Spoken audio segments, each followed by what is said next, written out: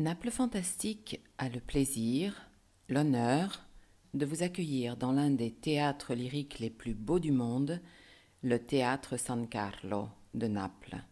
Le Théâtre San Carlo a été construit grâce au roi Charles III de Bourbon, qui s'est trouvé face à lui la troisième ville la plus importante d'Europe, derrière Londres et Paris. Le Reale Teatro San Carlo a été édifié en 1737, 41 ans avant la Scala de Milan. Le temps de construction a été très rapide, 8 mois uniquement, pour remplacer l'ancien théâtre qui était beaucoup trop petit et aussi décentré. Le 4 novembre 1737, le théâtre était déjà prêt.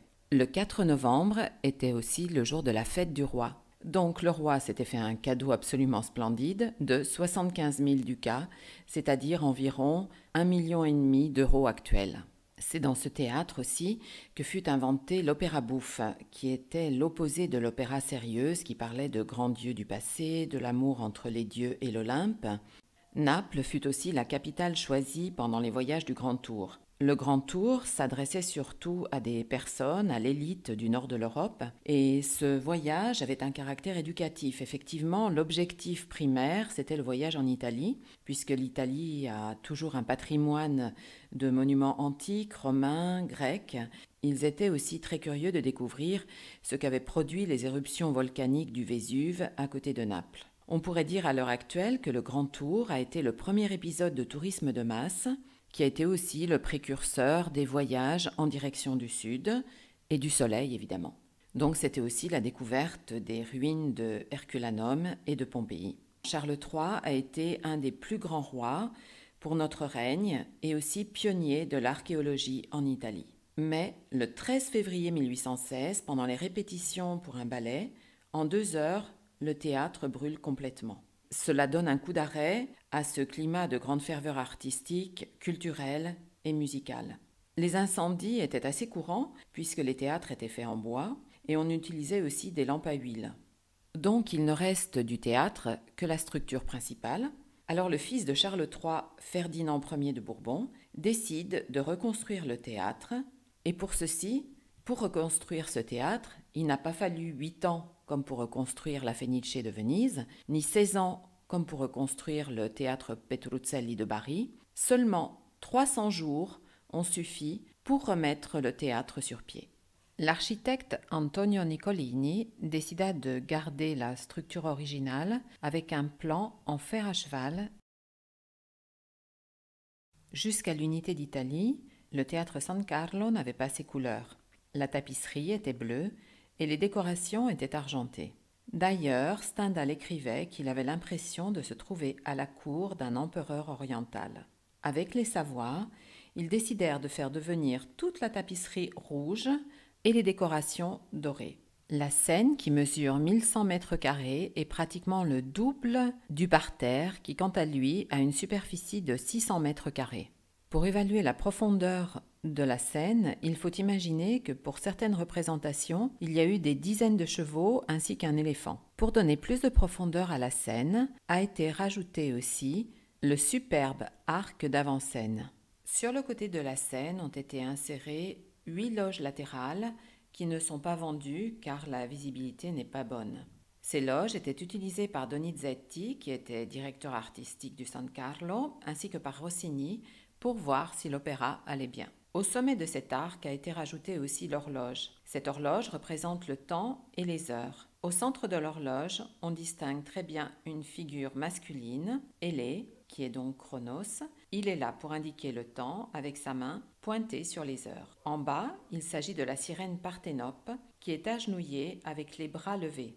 La sirène, selon la mythologie grecque, fonda Naples. Son corps, après qu'elle a été refusée par Ulysse, s'est jeté dans les eaux de la mer et il est arrivé près de l'isola di Megaride, où l'on dit que la ville de Naples a été fondée. L'isolotto di Megaride se trouve exactement à l'emplacement du château de l'œuf. Selon la mythologie grecque, Naples était déjà une ville avec une forte vocation musicale. Parthénope, avec les bras levés, demande à Chronos d'arrêter le temps afin de pouvoir profiter du moment artistique et de la représentation qui est en cours. Les trois muses qui se trouvent sur la gauche représentent la danse, la poésie et la musique. Sur le côté droit de l'horloge, les heures sont symbolisées par les filles du temps qui dansent et qui montrent le temps qui passe.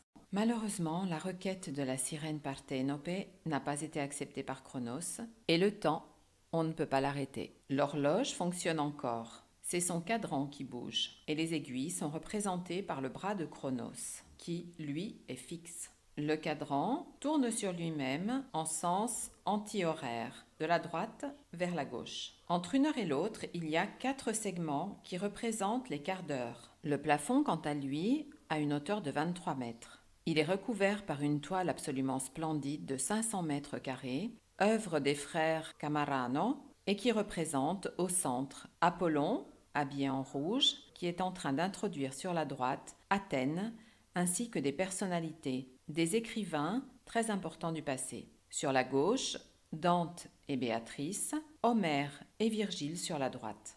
La toile se trouve devant une coupole vide, donc à 23 mètres de hauteur, et elle fonctionne comme une caisse de résonance. Il existe aussi une caisse de résonance en dessous du sol. Toutes les décorations semblent baroques, mais en réalité, ce sont des petites caisses de résonance qui sont faites en papier mâché, en stuc, recouvertes de feuilles d'or ou alors de vernis napolitain.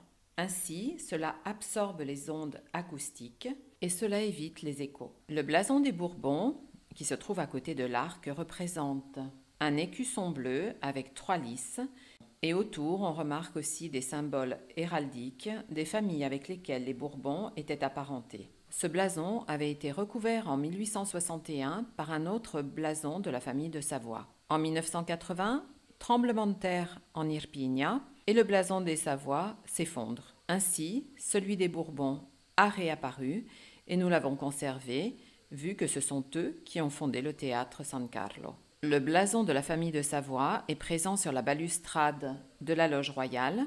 Avant, il était rouge avec une croix blanche et maintenant, il a été décidé de le recouvrir d'or. La capacité du théâtre San Carlo est de 1403 places, dont 550 pour le parterre, 185 loges et 24 places pour la loge royale. En 1737, ce théâtre était le plus grand d'Italie avec 3300 places debout. Mais il faut imaginer que les personnes n'y allaient pas tellement pour aller écouter l'opéra. Les personnes venaient et faisaient pratiquement de tout au théâtre. On pouvait courtiser, on pouvait même jouer aux cartes. D'ailleurs, Stendhal écrivait qu'au théâtre, on faisait tout sauf regarder l'opéra. On mettait aussi beaucoup de bougies. C'était un jeu de lumière qui était très très joli. D'ailleurs, dans les loges, il y avait aussi des glaces. Les glaces servaient au public pour savoir quand le roi entrait. Le roi, d'ailleurs, en une nuit, s'était fait construire un passage secret et le roi, ainsi, pouvait venir directement du palais royal jusqu'à la loge royale. Donc, personne ne savait effectivement quand il entrait. Il ne s'en apercevait uniquement que grâce aux glaces. Mais pour le roi, c'était une sorte de contrôle.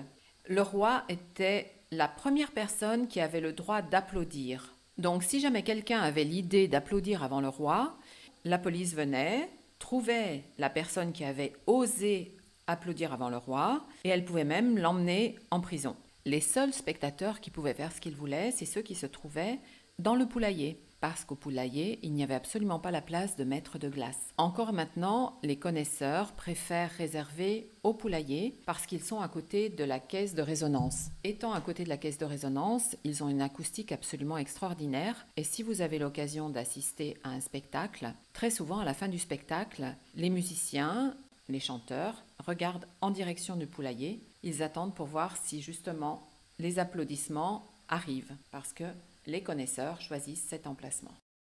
La fosse, aussi appelée Golfo Mistico par Gabriele D'Annunzio, fait partie de la scène et peut monter et descendre selon le type d'exhibition. La fosse a été inventée par Claude Nicolas Ledoux pour le théâtre de Besançon.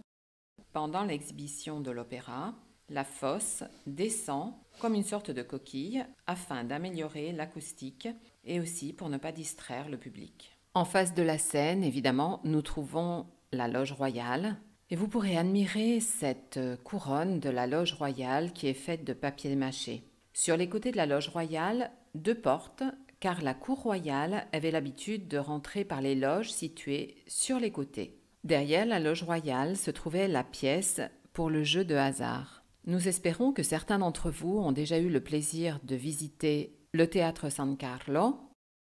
Depuis quelques années, le théâtre San Carlo est ouvert pratiquement toute l'année grâce à l'introduction de l'air conditionné sous chaque fauteuil, ce qui a permis d'augmenter le nombre de représentations au cours de l'année. Pour terminer notre visite, le foyer, qui a été l'unique partie détruite pendant la Deuxième Guerre mondiale. Le foyer est connu aussi comme salle des glaces, qui sont présentes sur tous les murs. Nous sommes sur la partie du théâtre San Carlo qui donne sur les jardins du Palais Royal. À côté du piano, la statue qui représente l'une des plus importantes personnalités du théâtre, Domenico Barbaglia. Domenico Barbaglia fut surnommé le prince des impresarios.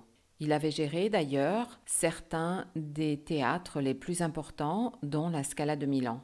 Il arriva aussi à s'occuper de grands compositeurs comme Gioachino Rossini, qui fut directeur artistique du San Carlo de 1815 à 1822. Il était un grand ami de Domenico Barbaglia, auquel il donnera beaucoup de problèmes. Il vivait chez Domenico, il était jeune, il aimait beaucoup les jeunes femmes, il aimait boire et il aimait aller se coucher très tard. Il composait d'ailleurs très peu d'œuvres, c'est pour cette raison que Domenico l'avait même enfermé pour l'obliger à composer.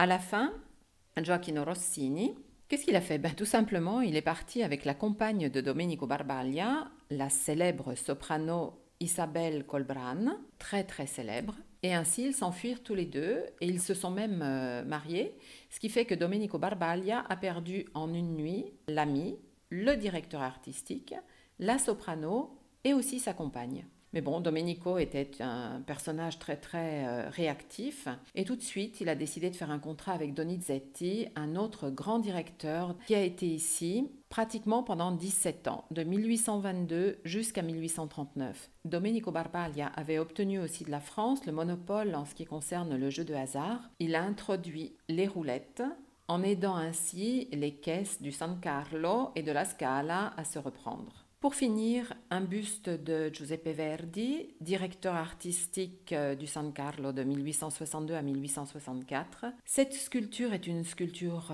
en marbre réalisée par le célèbre Vincenzo Gemito. Nous vous remercions pour nous avoir accompagnés lors de cette visite. Nous vous souhaitons une agréable journée. Nous vous incitons à vous inscrire à notre chaîne YouTube Naples Fantastique et à vous rendre très souvent sur notre site www.naplefantastique.com. À très bientôt à Naples, nous le souhaitons.